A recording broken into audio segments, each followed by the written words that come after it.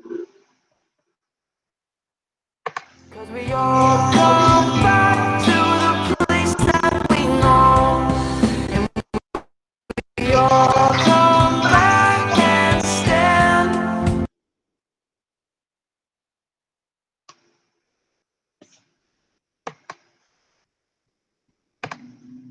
Well, good afternoon and welcome to the next episode of the Digital Diaries. Finally managed to pin down the man, the legend that is, Mr. Donald Macrae from Allness Academy. How are you doing, Donald? Yeah, I'm fine, Robert. Fine, excellent. And I think people will notice that probably it's the first interview we've done where it appears as if the person's actually back in school, unless you've got a very bare cupboard at home. No, I've back in school. Yeah, the senior leadership team's back in, not every day, but every so often through the last week or so, just to start planning for, well, for today, I'm planning for transition for primary into secondary as a virtual platform next week, but also obviously a lot of work going in terms of planning for the 11th of August. Yeah. So, I mean, we've kind of almost, I've given you a bit of an introduction, but do you want to maybe just explain, who you are, what you do at the Academy, and sort of your potted history? Yeah, it is quite potted. I think, yeah, so I'm a deputy head teacher in Allness Academy. My responsibility at the moment sits with the new build that we're getting, a tremendous new building for Allness and the community. So I'm take the lead on that, and we'll maybe touch upon that a bit later. As well as that, I also do a wee bit of teaching in science as well, and I also have involved in pupil support as well. So it's a varied bag. Been in the school for I think six years now, I think. Previous to that, I was a science teacher in Fort Rose Academy, science teacher in Loch Harbour High, Kinlochleven High, and before that I was down in England. I actually did my teacher training in England, and that was only about maybe 10 years ago. So I've just been a teacher for 10 years. Prior to that, I worked in industry, ran my own businesses, and decided, whilst I was still young, that I fancied getting into teaching. So I came in late, I suppose, but I think that's a good thing for all schools, but particularly secondary. I think it's good to have a mixed bag of teachers, not just those that have graduated from uni and get into teaching, but those that have got a bit of life experience as well in other areas. And where's home for you? So home for me is I live in Maryborough. The right side of the Conan. So yeah, so that's where I'm based. Yeah. And originally from Gerlock, from Gerlock. Okay. Yeah, from the West Coast. Yeah, so it's I'm managing just to survive on the East Coast. It's quite different. Yeah. But that's my home. Is the best. So, I mean, in terms of obviously the focus on this is looking at the sort of digital picture. Where has your digital background come from? Is it from the years of working in industry? I suppose, are you self-taught? Done any formal qualifications or training or anything like that? So yeah, it's a longest journey, I guess. I've always had an interest in digital work, and I guess in terms of Google, it's quite an interesting one actually, because when I went to university down in England many years ago, and I shared a flat with a lassie who, well, kind of long story short now, is heads up Google Education for the Western world. So I shared a flat with Liz Sprott, who's involved in education. I didn't know that at the time. I just kept in contact with Liz, and just randomly about maybe 5 or 6 years ago, she'd mentioned she changed job, and this is what she'd got in it. And it was about the time I think Louise had started as well, looking at Google stuff. Yeah. So yeah, so I keep in contact with Liz, obviously, fairly regularly, see what's going on, and then obviously with the council starting to move forward in terms of embracing Google, it was something that I could see it very much, and I still do see it very much as a kind of a real opportunity for collaborating, not just with us as teaching professionals, but with the whole community. And obviously very much so with the young people, and so that's really important. And as far as I'm concerned, it's about how it impacts on the young people and improves their opportunities that they have and learning. So for me, I guess a lot of it is self-taught. I have gone down the routes of level 1 and level 2 in Google. Okay. I've kind of thought, do I go to the next stage to be looking at formalising as a trainer? And I think it's very much a work-life balance. Did I say work-life? I think actually work balance. And obviously, particularly at the moment in the time that we're operating in, there's an awful lot going on. And I know for all of us, we've taken on a lot more, and it's about proportionate amount of work. So it might be something I'll consider over the summer, just going on to the next stage. But I thoroughly enjoy the training that Google offers, and I touched upon collaboration. I think that's one of the key things. I really enjoy being able to collaborate with professionals, not just within the local area or in the authority, but out with the authority. And I think you learn a lot.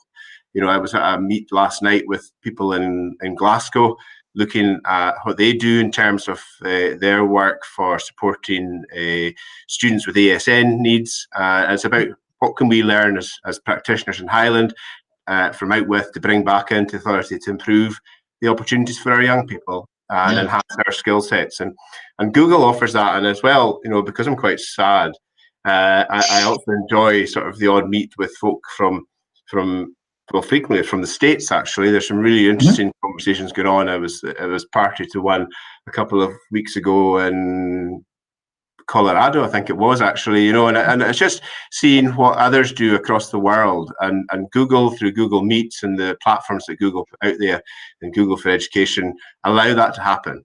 And I think that's one of the amazing things about this whole process, is that the old ways of working, dare I say it, is out, and there's new, cleverer ways. And I know we've talked before, Robert, about how this could transform meetings, collaborative approaches to the teaching within Highland, and absolutely, it's an opportunity to.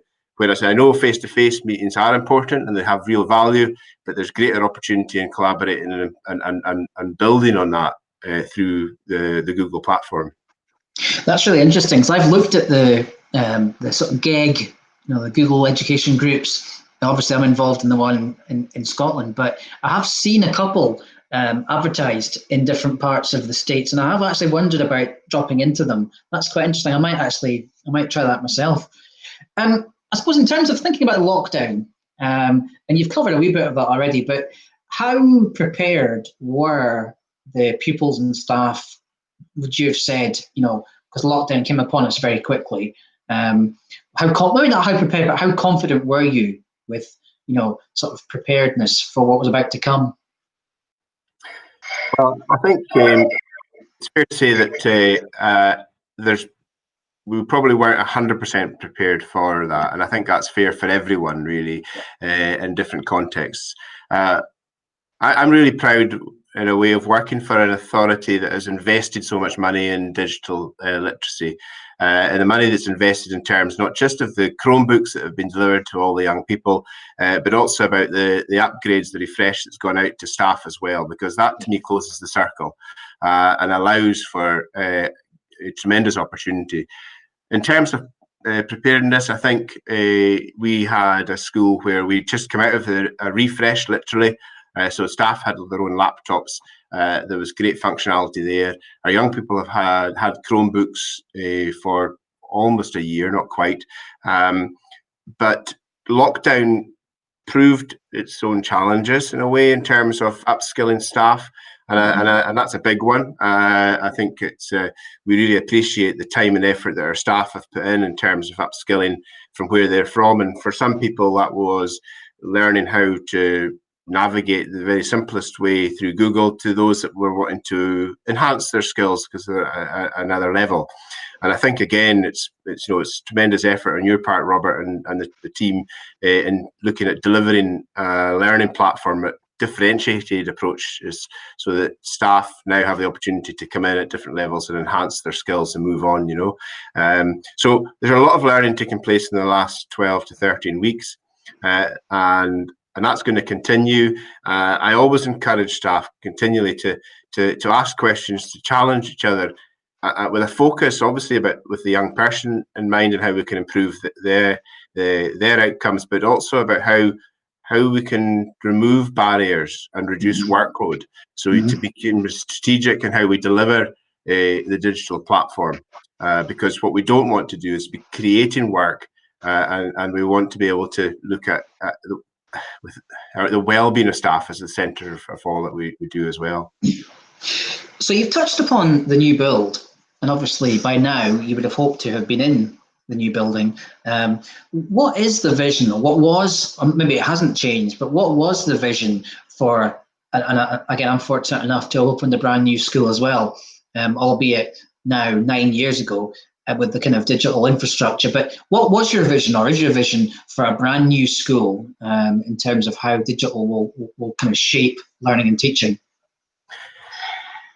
Well, the vision for simple. LNS Academy, a school at the heart of the community, and that's how we look at it. It's very much a community school, and the digital platform enhances that. Again, the authority have spent tremendous amount of money in ensuring that there is connectivity around the whole school, both inside and outside, to allow for outdoor learning, but also the opportunity in terms of engaging with our partners that we work with and with the local community and getting them into the school.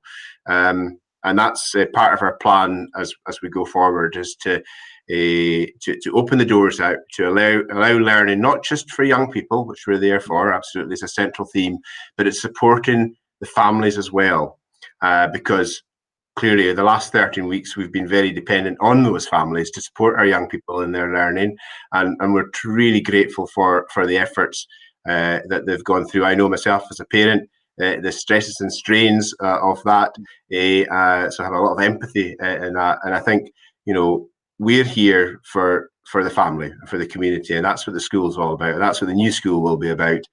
It is slightly delayed, the school. We were hoping to be in this time of year in June, but it's now going to be in October, towards the end of October.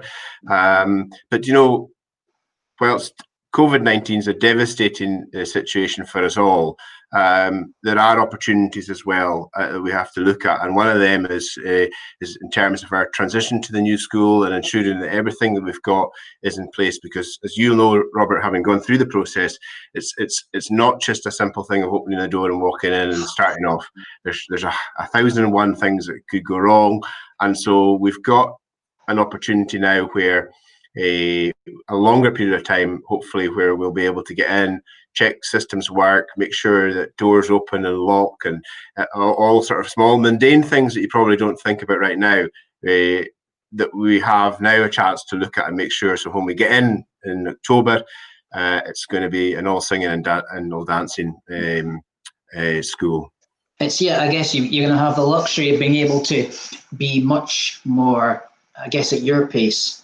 Whereas, I know that it's a pace driven by sort of combined construction and also to get the contract handed over. So in some ways, it definitely has. I think it's okay to say that COVID has been devastating, and obviously the sort of pandemic side of it has been horrific. But there have been positives, and undoubtedly in Highland, the digital opportunity that's been created. So I was going to ask, kind of going slightly off questions now, but your P7s coming in to S1, do you think they're going to be more digitally prepared than perhaps they would have been if COVID hadn't actually happened?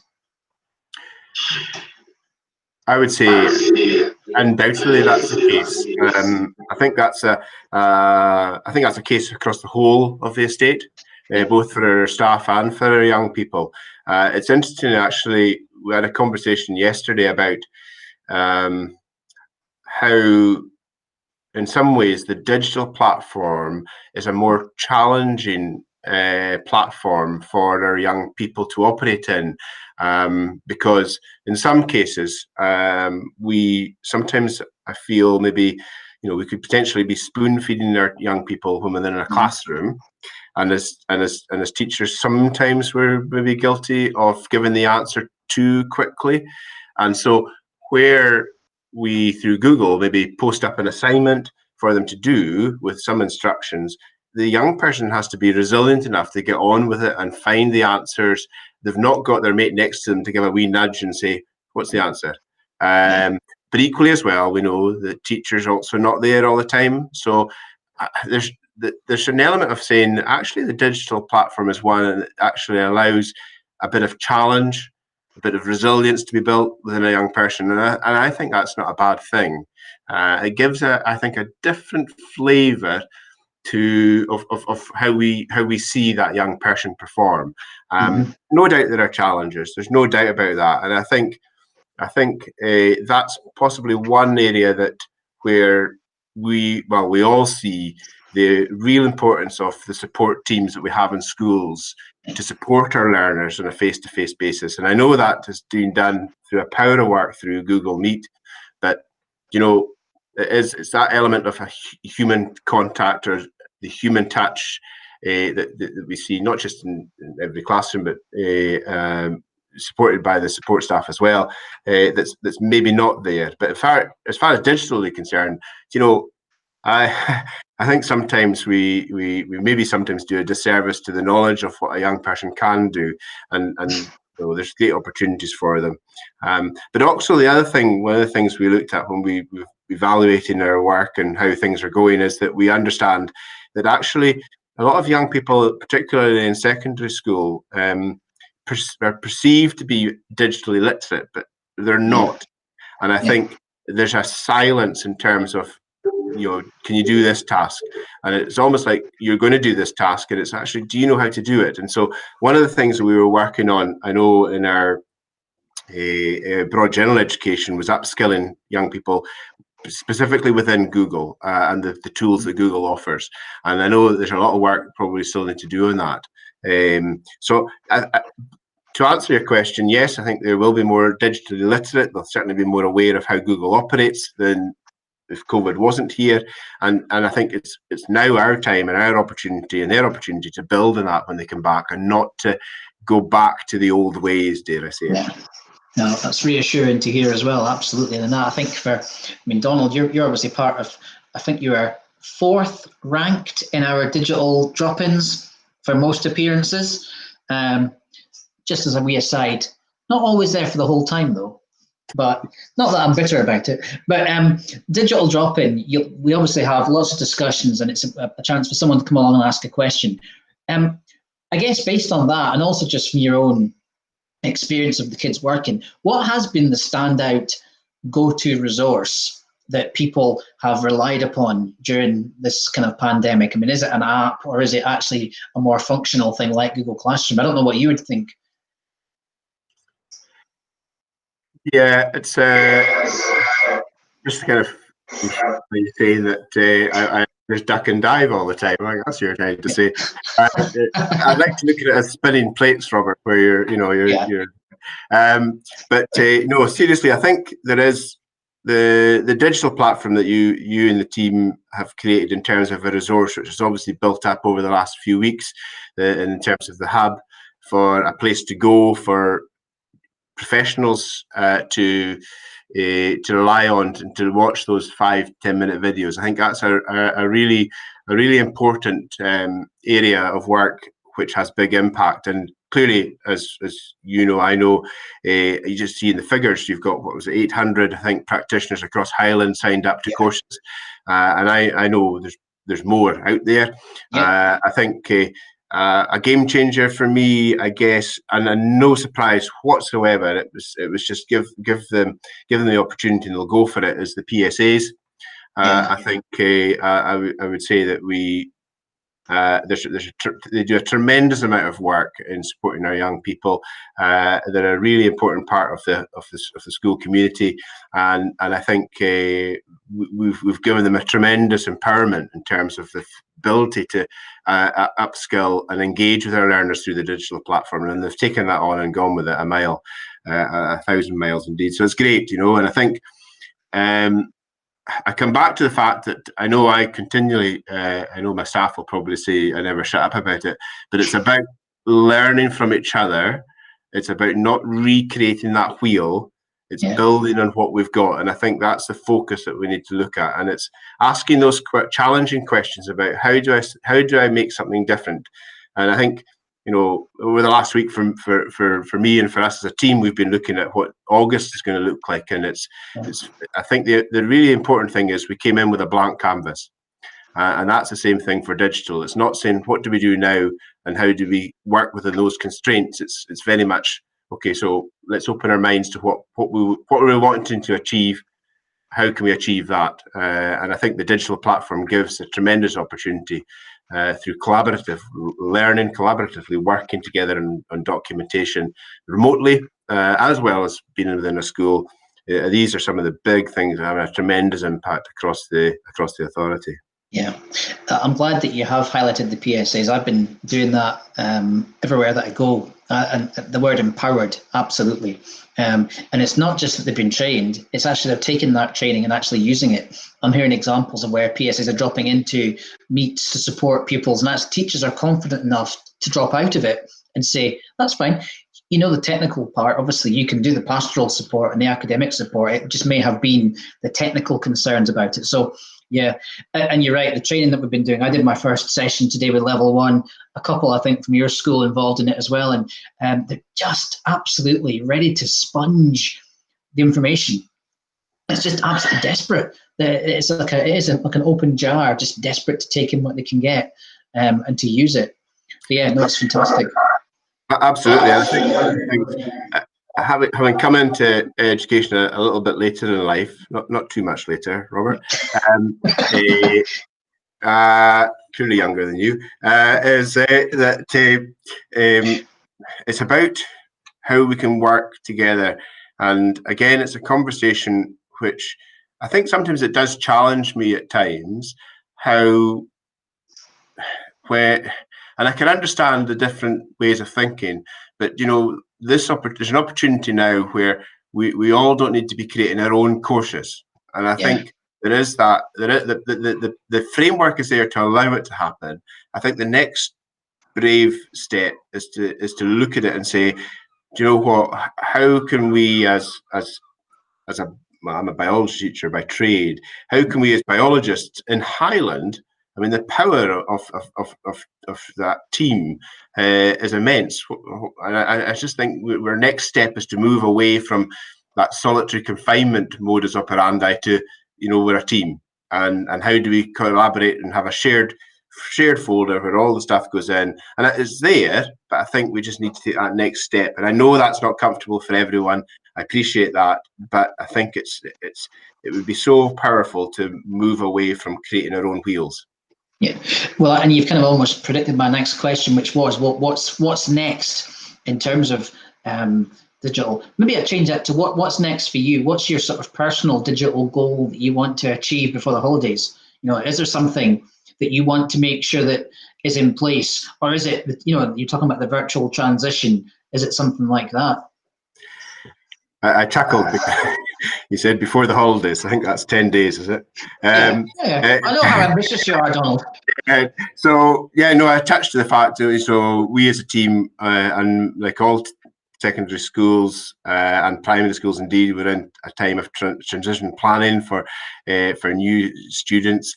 So I'm at the moment working with our team to build a platform through the Google Sites for allowing our young people in primary 7 to come in and just get an idea of what the school here is going to look like.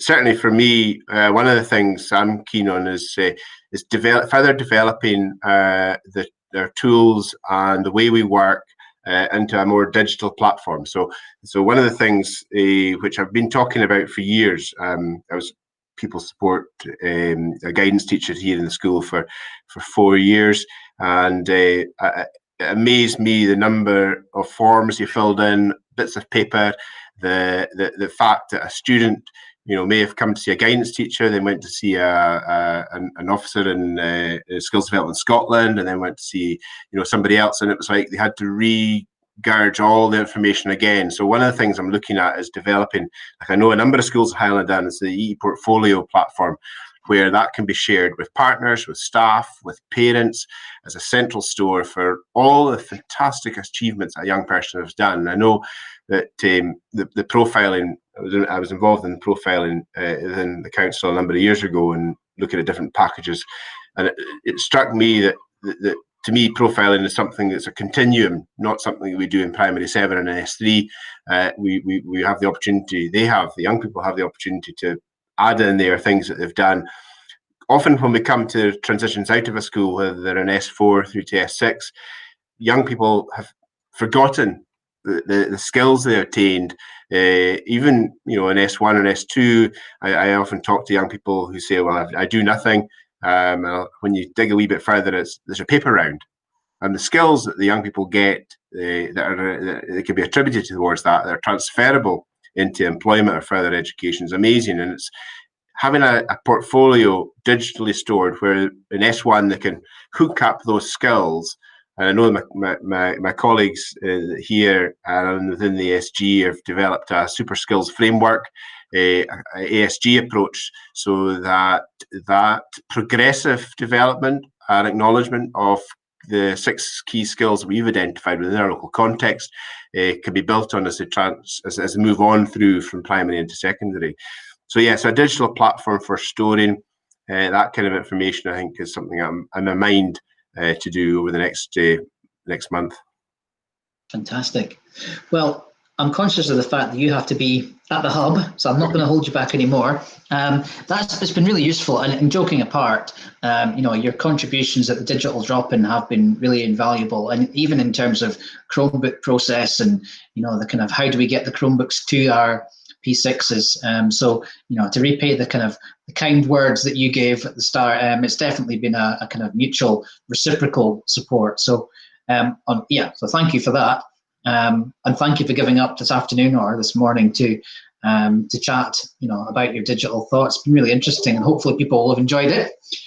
So thank you again. And if you have enjoyed this, please join us again on the next episode of the Digital Diaries.